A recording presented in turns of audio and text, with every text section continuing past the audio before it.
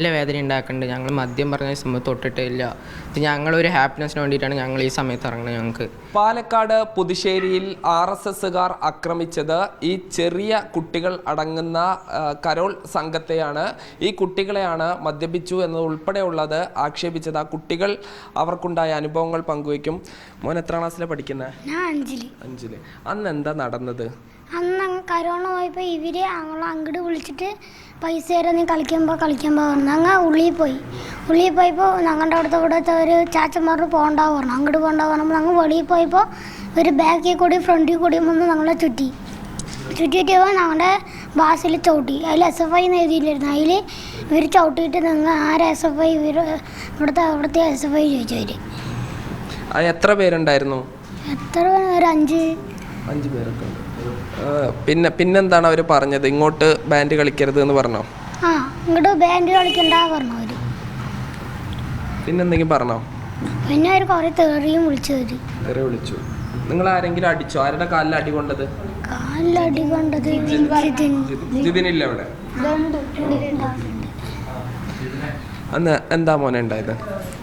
ഞങ്ങൾ ഇങ്ങനെ കരോളിലിറങ്ങി. അപ്പോൾ അവരിൻ്റെ അവിടെ പോയി കൊട്ടിയിട്ട് പോകുമ്പോൾ അവർ ഞങ്ങളെ വിളിച്ചു. കുറേ ഏട്ടന്മാരുടെ കൂടെ നിൽക്കുമ്പോൾ വിളിച്ചിട്ട് ഒരാൾ പറഞ്ഞു അങ്ങോട്ട് പോകണ്ട പറഞ്ഞു. അപ്പോൾ ഞങ്ങൾ പോയില്ല. എന്നിട്ട് തിരിച്ചു വരുമ്പോൾ വേറെ ഈ സ്ഥലത്ത് കൂടി ഏട്ടന്മാർ ഓടി വരുന്നതും അപ്പുറത്തൂടെ ബൈക്കും കൊണ്ട് വരുന്നതും.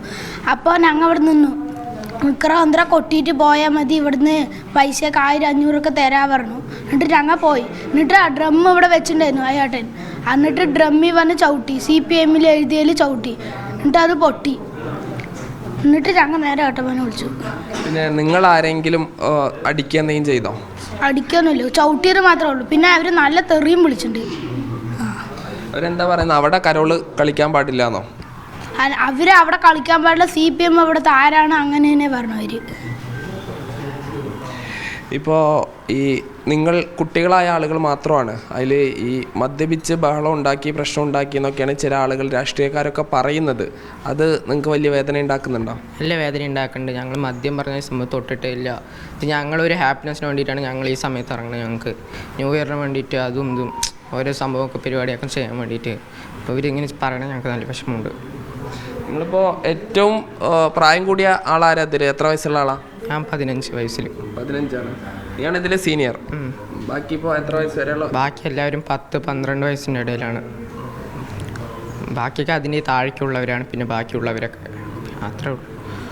ഇതിലിപ്പോൾ ഇങ്ങനെ ഇത്തരം വാർത്തകൾ ഒക്കെ വന്നതിന് ശേഷം വലിയ പ്രയാസം സ്കൂളിൽ നിന്നൊക്കെ ഉണ്ടോ?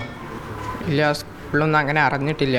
പിന്നെ അറിയിക്കാൻ പോയിട്ടില്ല. പിന്നെ മാത്രമാണ്. ഇതാണ് ഈ കുട്ടികളാണ് ക്രമസമാധാന പ്രശ്നം ഉണ്ടാക്കി എന്ന് പറയുന്നത്. ഈ ഉത്തരവാദിത്തപ്പെട്ട ഒരു രാഷ്ട്രീയ നേതാവ് തന്നെയാണ് ഇത്ര ചെറിയ കുട്ടികൾ മദ്യപിച്ച് പ്രശ്നമുണ്ടാക്കി എന്ന് പറയുന്നത്. ഒരു കലാപഭൂമിയാക്കി മാറ്റാനുള്ളൊരു ശ്രമം എന്ന ആരോപണം ശരിവെക്കുന്ന കാര്യം കൂടിയാണ് ഈ കുട്ടികൾ പറയുന്നത്. ഷിജു ചിറ്റൂരിനൊപ്പം സാജിദ് അജ്മൽ, മീഡിയ 1 പാലക്കാട്.